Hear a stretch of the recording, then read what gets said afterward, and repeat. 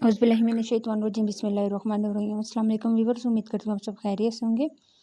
आज मैं बनाने लगी हूँ मज़ेदार लज़ीज़ा खीर। बहुत ही जल्दी, बहुत ही आसानी से बनाएंगे इसको। तो रेसिपी आपने एंड तक देखनी है। रेसिपी पसंद आई तो प्लीज़ लाइक और सब्सक्राइब करना ना भूलें।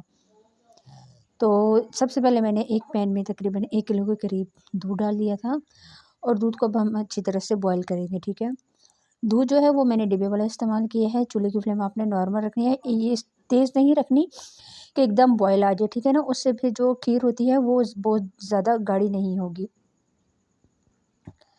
जी। अब इसके साथ मैं थोड़ी-सी इसमें चीनी शामिल कर दूँगी, तकरीबन 2 चम्मच मैं इसमें चीनी शामिल करूँगी, ज़्यादा चीनी हम शामिल नहीं करेंगे इसमें।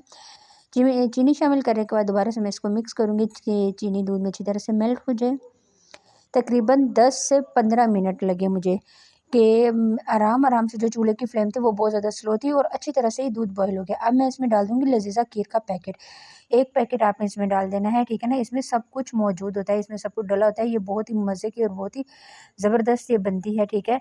अब आपने ये डालने के बाद इसको दोबारा से चम्मच चलाते रहना है। तकरीबन जो आपका 1 किलो दूध है वो 3 पाव और आधा किलो के करीब रह जाए, तब तक आपने इसको गाढ़ा करना है, ठीक है। अच्छी तरह से आपने इसको चम्मच चलाना है कि ये गाढ़ी हो जाए। अगर आपके घर कोई गेस्ट वगैरह आ गए तो आप इसको फ़ौरन से बना सकते हैं। ये बहुत ही आसानी से और बहुत ही झटपट से बनने वाली ये रेसिपी है जी। तो काफ़ी हद तक ये गाढ़ी हो चुकी थी। साइड साइड से इसके बबल्स आना, बॉयल आना स्टार्ट हो गया था। चूल्हे की फ्लेम मैंने ऑफ़ कर दी है। अब इसको तकरीबन 15 से 20 मिनट के लिए हम इसको रख देंगे कि ये अच्छी तरह से ठंडी हो जाए जी। तो ये बिल्कुल ठंडी हो गई थी, मैंने एक बाउल में निकाल दिया है। किसी भी खूबसूरत से बाउल में आपने निकाल लेना है। ऊपर से आपने थोड़े-से इसमें डाल देने हैं किशमिश, ठीक है। जी, इसकी खूबसूरती भी बढ़ाएँगे और इसका टेस्ट भी बहुत अच्छा कर देंगे, ठीक है। ये देखिए, अब इसके अलावा मैं इसके ऊपर डाल रही हूँ पिसा हुआ नारियल।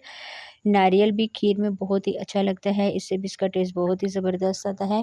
ये 5 मिनट में बनने वाली आसान सी रेसिपी है, आपने इसको ज़रूर ट्राई करना है। ट्राई करके आपने मुझे बतानी है कि आज की ये रेसिपी आपको कैसी लगी। आप इसको ईद पे भी बना के अपने मेहमानों के आगे सर्व कर सकते हैं। आज के लिए इतना ही, इंशाल्लाह नेक्स्ट वीडियो में आपके साथ मुलाकात होगी, तब तक के लिए अल्लाह हाफ़िज़।